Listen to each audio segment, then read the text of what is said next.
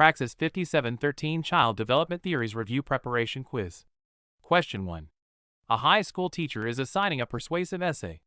She provides students with a rubric before they begin writing. The rubric clearly describes the criteria for a successful essay in 4 categories: thesis and argument, evidence and support, organization, and conventions. Providing the rubric in advance is an example of which best practice in assessment. Is it? Option A. Using assessment as a tool for grading only, ensuring the teacher has a clear standard to measure student work against. B. Using assessment for learning, by making the learning targets transparent and helping students understand the expectations before they begin the task. C. Using a norm-referenced assessment to compare students against a national average. Or D. Using a formative assessment to get a baseline of students' prior knowledge about persuasive writing. The correct answer is B. The correct answer is B. When a teacher shares a rubric with students before they begin an assignment, it serves as a powerful tool for formative assessment and transparency. It demystifies the learning goals and clearly communicates what success looks like. This allows students to self-monitor and make strategic decisions as they write, which is a key principle of assessment for learning. Option A is incorrect because the primary purpose here is not just grading, but guiding student work. Option C is incorrect. A rubric is a criterion reference tool, not norm-referenced. Option D is incorrect. A pre-assessment would be given to gauge prior knowledge, not a detailed rubric for a future assignment. Question 2. A teacher is selecting a text for a whole class read aloud. Which of the following factors is most important for the teacher to consider to ensure the read aloud is an effective instructional tool? Is it? Option A. The text must be at the student's independent reading level, so they can follow along easily. B.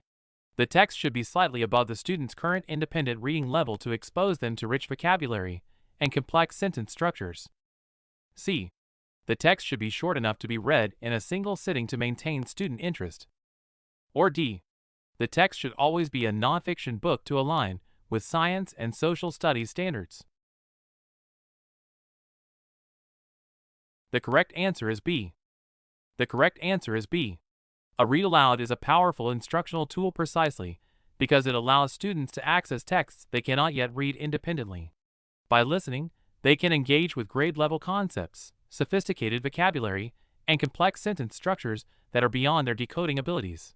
This instructional level text, read aloud by a fluent reader, builds listening comprehension and background knowledge that will eventually support their reading comprehension. Option A describes a text for independent reading. Option C is a practical consideration, but not the most important instructional factor. Option D is too narrow. Fiction read-alouds are equally valuable for developing literary understanding and a love of stories. Question 3. A 10th grade student is writing a research paper. The teacher has a conference with the student and notices that while the student has found numerous sources, the paper is essentially a series of direct quotes and paraphrases stitched together, with no original argument or synthesis of ideas. What is the most effective instructional feedback the teacher can provide to help the student move beyond this level of writing? Is it? Option A. You need at least 5 more sources to support your points. A good research paper uses a wide variety of expert opinions. B. Your formatting is incorrect. You need to review the MLA style guide and fix your citations. C. I'm seeing a lot of what other people think. Now, I want to know what you think. Based on all this research, what is your own main argument? Let's work on writing a thesis statement that drives the paper. Or D. This is very well researched. Good job. For your next draft, just focus on correcting the spelling and grammar errors I've marked. The correct answer is C. The correct answer is C. The student's issue is a lack of original analysis and synthesis, which is a common challenge in research writing. The feedback correctly identifies the root problem. The paper is a report of others' ideas, not an argument driven by the student's own thesis. The teacher's response skillfully redirects the student from simply collecting information to constructing knowledge. By asking for the student's own argument and suggesting they work on a thesis, the teacher provides a clear, actionable next step that addresses the higher-order thinking skills required for the assignment. Options A and B focus on surface-level issues, quantity of sources, formatting, that do not address the core problem of missing analysis. Option D offers only praise and low-level editing feedback, which fails to challenge the student to grow as a writer. Remember, we can take your Praxis 5713 exam for you, remotely and undetected, with pass % score guaranteed. Message us via the number in the bio. Question 4. A kindergarten teacher is designing a center-based activity to reinforce letter-sound correspondence. At one center, she places a set of magnetic letters and picture cards for words like dog, cat, and sun. She instructs students to say the word, isolate the first sound they hear, and then place the correct magnetic letter next to the picture. This activity primarily develops which of the following foundational skills? Is it? Option A. Alphabetic principle, by requiring students to connect a specific phoneme to its corresponding grapheme.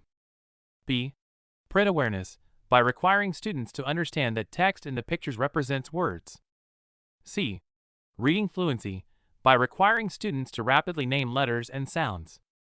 Or D. Vocabulary development, by requiring students to identify pictures of common objects.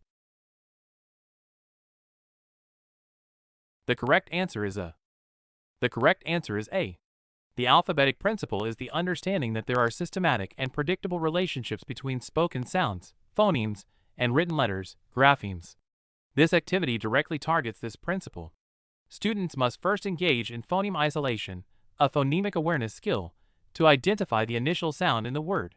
Then, they must access their knowledge of letter-sound correspondence to select the magnetic letter that represents that sound. This explicit connection between sound and symbol is the very definition of applying the alphabetic principle.